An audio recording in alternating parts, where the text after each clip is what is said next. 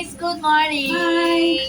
Yes, we are preparing for the house blazing. So, grabe ka busy dyan na mo karon kay dagang may upuan, tutuon, ginamos, bulan, tuwan. Mga inanalagod siya, simple ra Ay, kayo. nalagi atong bisita So, mag-prepare me og kwan salad. So, enjoy! Nandito your...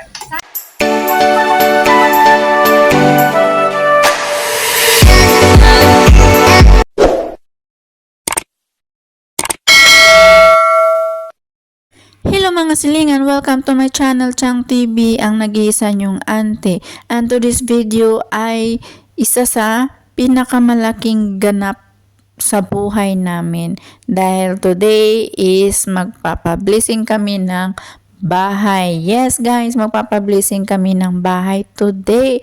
Ang tagal kong plinano to and mangyayari today. So ayan, namili muna yung auntie nyo ng gagamitin niya. At namili na rin ako ng mga konsumo namin for 3 weeks habang nag-i-stay ako ng Pilipinas. So ayan yung tissue. Another tissue. Bakit may tissue? Alamin nyo. Nasanay talaga tayo no, na may tissue. Kaya yan, may perang konti. Kaya nakabili tayo. Pag wala na, bunot na ang gagamitin natin. So ayan, namili na ako. Buti na lang sa mall ay tumatanggap din sila ng utang. Kaya ayan, nakautang na rin yung auntie nyo, di ba? Kahit saan sulok ako mapunta, may utang talaga. Proud pa siya. So ayan guys, namili na ako ng gagamitin and then medyo mahal talaga yung presyo niya. Pero ayan talagang nagmahala na talaga ang lahat. Ako na lang yung hindi minamahal. Ay, just. So ayan guys, namili na ako. Bakit tayo kailangan magpa-blessing ng bahay? Malalaman nyo yan later. So ayan guys. Dito yung salad. Wala na may mga kamot. Nag-rest. Nagpahuway. Papahuwayan na to kay Lord guys. Kahubog niya. Kahubog. Oh, ito lang. Ito lang. Ay, di na mo. Ha? Di na ang sakan. Ha?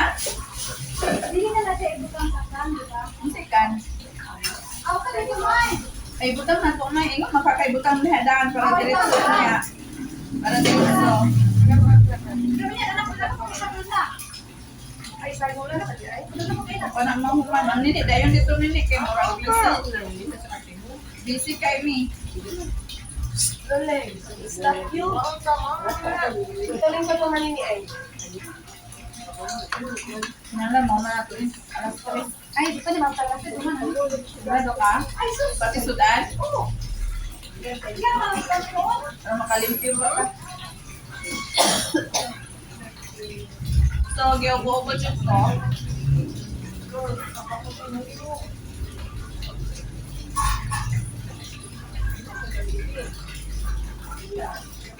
Ayan na nga mga silingan, after kong namalingke, ayan, piniprepare na namin yung ihahanda namin. Ang kainan guys is 5 p.m. kasi para maano natin yung tao. Dapat ganun talaga, may plano, hindi yung basta-basta ka lang nagpapakain ng mga bisita. Kailangan talaga nakaplano yan para hindi ba siya mayagaw. Alam mo naman mga Pilipino, 'di ba? Alam niyo yan, alam niyo yan. Alam na natin yan. So, kailangan talaga is nakaplano. So, ayan, maaga namin siyang inasikaso yung mga food para by 5 p.m. talaga exactly ay makapag-start na tayo ng hapunan. So, ayan guys. And very thankful naman din sa aking pamilya, yung mga pamangkin ko na mga magaganda na nung iniwan ko yan noon, nung umalis ako, ay Diyos ko Lord, ang liliit pa nila ngayon. Pagbalik ko, ang tatangkad nila. Matangkad pa sila sa akin. Yan guys, yung nasa likod kong yan. So, sobrang proud kami dyan. Dabi. Beauty pageant or whatsoever talaga sinasalihan niya. Yan, siyempre may mukha din naman. Maganda naman kasi yung batang yan. At saka may brain din. Ayan. Yan lang din yung kagandahan sa ating mga Pilipino, no, mga pamilya, kasi nagtutulungan talaga.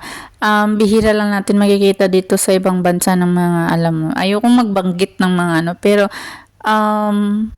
wala silang ganon na gathering na nagtutulungan. Well, siguro kasi nga may katulong naman, pero iba talaga yung bonding ng mga Pilipino kaysa mga ibang lahi. Tayo kasi, ayan, parang kumbaga nagkakaisa tayo, no, sa hirap man o ginhawa. O kaya nga, 'di ba, wala masyadong na umuunlad dahil kahit sabihin na nabahalag saging basta labing ganon.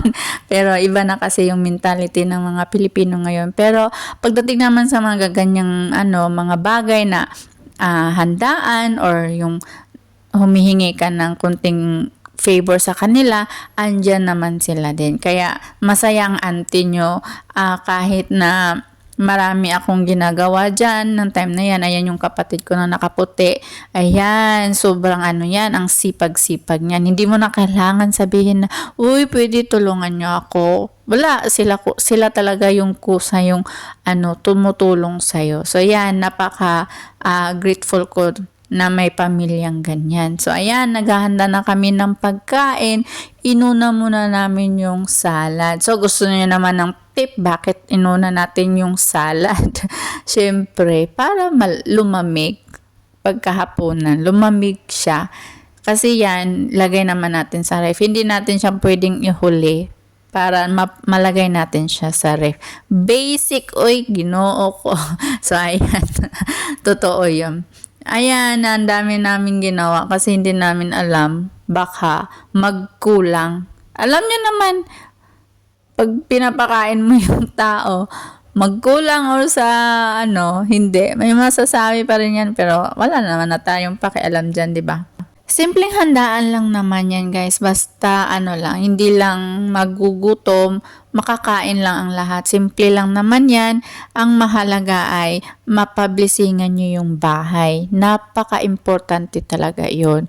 Kung bakit, una, pag napapablising kasi kayo ng bahay, kumbaga, sinurinder nyo yung bahay doon sa Panginoon na para lahat ng protection na ni God ay nasa bahay na yan kasi nga ino-offer nyo yung bahay na yan. Yun yung una. Pangalawa, bakit maganda magpa-blessing ng bahay kasi nga doon pa lang na-share mo yung blessing mo sa ibang tao by inviting them para makakain or at saka pangatlo, pray over siya. Ayan. So, nag-invite kami ng pastor para ma-pray over yung bahay namin. So, ayan. So, ganun. Pastor at saka yung mga kasama namin sa simbahan. Pupunta sila. Since nagngangawa-ngawa na naman ako dito at hindi ko na alam kung ano na naman sasabihin ko, yan, voice over pa more, diba? So, habang tinitingnan nyo yung video ko dyan na gumagawa ng salad, yung kapatid ko at ako'y nagbabalat ng potato. Ayan, sabihin ko na lang din sa inyo yung tips. Tips na naman, diba? Galing kay Chang. Tips. Okay, sa lahat ng mga OFW, hindi talaga may iwasan na magpapahanda tayo, 'di ba? Parang na yan parang kumbaga culture na natin Culture na talaga, hindi yung nagpapayabang tayo, nagmamayabang, hindi, culture talaga yan na pag umuwi talaga tayo, expected ng mga tao yan na magpapakain kayo. So ito na yung tips nyo para makalisten kayo ng gagastusin. So, ang ginawa ko, uuwi ako ng June. Ang ginawa ko by January, bumili ako ng biik. At pinaalaga ko sa asawa ko. So, binili ko yung biik for worth 3,000. Kasi yung kilo ng baboy ngayon, grabe, ang mahal talaga. So, nagpabili ako ng biik na worth 3,000. Yun inalagaan nila hanggang June. So, yung baboy na yun, umabot siya ng 70 kilos. Kung kwentahin nyo yan mga silingan, ang laki ng naging nyo, discount nyo. Kaysa bumili kayo ng per kilo dyan sa sa tindahan. Magkano ang kilo ngayon nung umuwi ako? Ay grabe, sobra ang mahal talaga ng karne ng baboy. Kaya yan ang ginawa ko. Ayan, mindset lang talaga kasi bibili ka talaga ng ng mga karne or ano ba, 'di ba? So yun ang ginawa ko. Bumili ako ng biik at pinaalagaan ko sa asawa ko, ayun, naka-discount ako ng malaki. So, ano pa, ito pa. May pang-konsumo na rin ako, may pang-ulam na rin ako for how many weeks na din siya. Kasi hindi nyo naman mauubos yun eh. At huwag nyo rin iubusin yung lutuin lang sa isang handaan. Huwag ganun. Huwag nyo ubusin yung isang baboy na yan sa isang handaan. Dapat, magtira kayo ng konti or magtira kayo ng half man lang para dun sa remaining days para may iulam pa rin kayo. Hindi yung sa isang handaan lang nyo na, diluto nyo na, kinabukasan ang mangyayari, nga, di ba? So, ganun dapat. Dapat ganun yung mentality natin. So, yung 70 kilos na yon hindi ko siya inubos. Yung mga 30 plus na kilos lang yung pinaluto ko. So, yung remaining, pinigay ko sa mga kapatid ko. Yung iba naman dun sa kakilala ko na yung medyo naman malapit sa atin. O, di ba? Nakapag pa kayo, share blessing pa kayo. Ganon. Hindi yung bibili ka, tapos katain nyo. Ay, Diyos ko, ang laki ng gastos nyo yun. And I'm very thankful din dahil nga din, yung kapatid ko nakasabay kong umuwi, nung bumili ako ng biik, bumili din siya. So, ang ginawa niya, pinalitsyon niya yung biik na yun. Pinalitsyon niya yung baboy na yun. At alam nyo kung anong ginawa niya? Yun yung inisponsor niya dun sa pagpa-blessing ko. Diba? Saan ka makakahanap ng kapatid na yan? So, marami kaming handa. Marami kaming handa naman. Salamat sa Panginoon dahil nga sa blessing ng kapatid ko, shinare niya din sa akin at na-share ko din sa ibang tao. Ganon yon.